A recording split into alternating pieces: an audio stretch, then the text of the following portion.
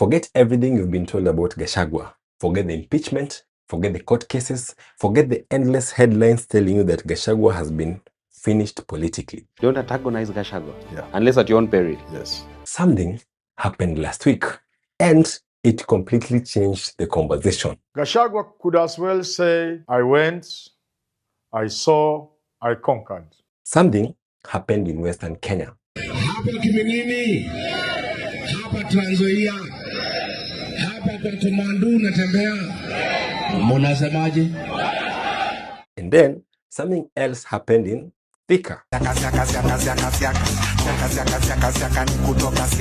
Those are two events that happened hundreds of kilometers apart, but together they may have revealed exactly what is sending a lot of panic and shock in State House, because for the first time, there is actual evidence that Gachagua is escaping a box that State House has put him for a very long time. Those who have been saying regarding Gachagua is a Morima person, that regarding Gachagua is a tribalist, that regarding Gachagua doesn't see beyond Mount Kenya. Those who have been saying so must be shamed now. According to one of Kenya's most respected political analysts, Herman Manyora, if what we saw last week continues, then William Samoei Ruto may already have a bigger problem than he actually realizes. You still cling to this belief that Gachagua is a tribalist, that no Kenyan wants him, then you are living a dream and a lie. But before we get there, you need to understand something. You need to understand what exactly happened in Western Kenya, because that is where the real story begins. If you love this kind of content, go ahead and like this video and subscribe. Now let's get to the video. Sasa hapa Kabuchai, unasemaje?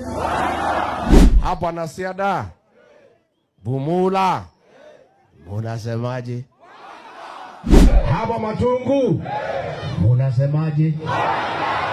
Hapa Shikamori, unasemaje? You see, last week, Rigathi Gachagua toured the Western Kenya. Nothing unusual about that. Politicians tour regions all the time. But what happened next was actually unusual. You see, the rallies exploded. Everywhere he went, crowds, and I'm talking about massive crowds, they showed up. People waited for hours. People wanted to hear one man speak, and one man especially, Rigathi Gachagua. Mumetugojea mpaka usiku. Haki ya Mungu natolea nyinyi kofia. Mimi sijaona mapenzi kama haya. For your information, Rigathi Gachagua was not the host of these events. The hosts were Eugene Wamalwa and George Natembea. Sasa ningependa kumkaribisha kinara wa chama cha DCP, retired administrator, Deputy President wa wananchi of the Republic of Kenya. Western leaders, local leaders, in short, these guys were literally in their home. Yet somehow, everywhere these people went, Gachagua became the main attraction. Think about that. Tuko hapa na yule mtu anajua kusema ukweli. Yule mtu wa Kasongo akiona anatetemeka. Mnajua jina yake? Mnajua jina yake? Anaitwa nani? And here's where it gets very, very interesting. Because as we were noticing that, someone else also noticed. William Samoei Ruto. Ingia kwa masoko wanapigia watu kelele, hawauzi nyanya, hawauzi kuku, hawauzi chochote. In fact, according to Gachagua himself, the president moved so quickly to respond that he suddenly organized his own activities in the same region. Sasa William Ruto amefika hapa.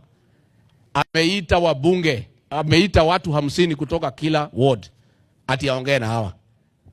Lakini wananchi wenyewe wamebaki nyumbani wanasema one time. Almost as if he saw something that he did not like. Almost as if he was trying to dilute Gachagua's influence in the area.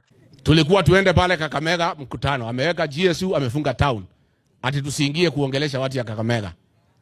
I want to tell William Ruto, and I don't want to sound naughty, but I want to be very realistic. You cannot cure diarrhea by stitching the anus. You cannot. Uwezi. Kama mtu na hara, uwezi shona mkundu. We'll come back to that in a matter of moments. But first, we need to talk about what Herman Manyora saw and why he believes that the political establishment, in this case, the Kenya Kwanza government, is making a massive, massive mistake. Gachagua talking in Mount Kenya alone, he was protecting Kenyans. Has he had a meeting in Huisero, where I come from, or in Kakamega for that matter? You see, for months, the dominant narrative was actually very simple. Rigathi Gachagua is a Mount Kenya politician. Gachagua was protecting Mulima. That was his undoing. A tribal politician, a regional politician, a man whose influence starts and ends at the borders of Mount Kenya, his backyard. And even if you ask any kid from any kindergarten, he will tell you, bringing community, pressing your community and organizing your only one community cannot make you a president. But Herman Manyora says something totally different. And he points out to a very simple pattern. Contrary to popular belief among some leaders, especially within Kenya Kwanza, that Gashagua is unsellable, that Gashagua is a tribalist. If you followed what happened in the Western rallies, the reception Gashagua received, because you can see it, you can't say it is for everybody. If you followed Gashagua in Kisii, in Ukambani, if you followed Gashagua in Masai Land, and when they went to the coastal region, and you still cling to this belief that Gashagua is a tribalist, that no Kenyan wants him, then you are living a dream and a lie. Everywhere that Gashagua goes, the same thing happens. He becomes the headline. He becomes the attraction. He becomes the story. The rallies, the tour of Western has left no doubt in my mind that Gachagua is not the person people are trying to paint him to be. Now, here is where things get very uncomfortable for State House, because if people outside Mount Kenya are beginning to embrace Gachagua, then the entire strategy of isolating him is now starting to fall apart. And that is exactly why what happened in Thika now is so important. Hapa Thika nanasi ni pesa ngapi? 500. Because while Gachagua was being embraced in Western Kenya, something equally shocking was happening in Mount Kenya, and it involves one man, Edwin Watenya Sifuna. Nataka muongee nao wasijui hapa ni wapi. Hapa ni wapi? Ati hapa ni wapi? Na nyinyi ni kina nani? You see, this Sunday, Linda Mwananchi entered Thika for the first time, and many people expected resistance. After all, Sifuna is not from Mount Kenya. He's the son of the Western Kenya. Yet, the reception he received shocked many people. The crowds embraced him. The excitement was obvious. The energy was undeniable. And suddenly, a strange picture began forming. Western Kenya embracing Gachagua, Mount Kenya embracing Sifuna, almost like a political exchange program. What some feared would have been a conflict between Linda Mwananchi and the United Alternative Government has not happened. Almost like the two regions were quietly testing something new. And that is when Herman Manyora dropped his biggest prediction yet. If I consider many factors, if I look at the demographics, if I look at who are likely to influence the outcome of next year's election, if I look at what is required to be done to push the opposition into State House, I'm left with no doubt in my mind, and I've said this before. Two people stand out: Rigathi Gachagua and Edwin Sifuna. You see, according to Herman Manyora, there's no a stronger opposition ticket in Kenya today than this one. Rigathi Gachagua for president, Edwin Watenya Sifuna for deputy president. You have to know that he did not mention Kalonzo Musyoka. He did not mention anyone else. He mentioned Gachagua and Sifuna. He says that no other combination matches that energy. The energy of Gachagua and Sifuna. No other combination matches their ability to mobilize. No other combination creates the same emotional connection with ordinary Mwananchi like these two. Politics is about emotions. Politics is about touching people. In 2022, Ruto was so successful in touching the people by speaking to the things that were close to their hearts.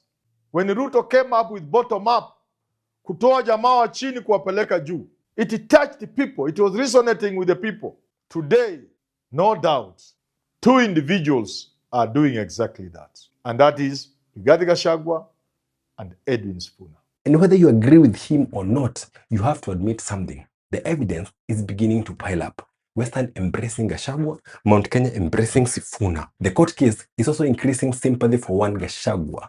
The rallies keep getting bigger. The conversation keep getting louder. And the attempts to politically bury him keep producing an opposite effect. I've done this video not to praise anybody, not to sing anybody's praise, but just to open the eyes of those in Kenya Kwanza, that the Gachagua you are trying to portray is completely different from the real Gachagua. That the narrative you are trying to push of Gachagua as a tribalist is not selling. It ain't washing, as Americans would say. Which brings us back to the question we started with. Why is State House worried? It's simple. Because the strategy was supposed to make Gachagua smaller. Instead, he keeps getting bigger. The strategy was supposed to isolate him. Instead, he keeps expanding. And according to one Herman Manyora, if the government continues underestimating Gachagua, they may wake up too late, because by the time they realize what is happening, the man that they thought they have finished could be standing in the front of the queue to become Kenya's 6th president. You must re-engineer the game. You must come up with another strategy. You must create another narrative. The narrative of Gachagua being a tribalist, a Mount Kenya Mulima person, is not working. And the tour, the rallies in the Western region are there for you to see. And if you are not convinced, then it will be difficult for anybody to convince you. Subscribe.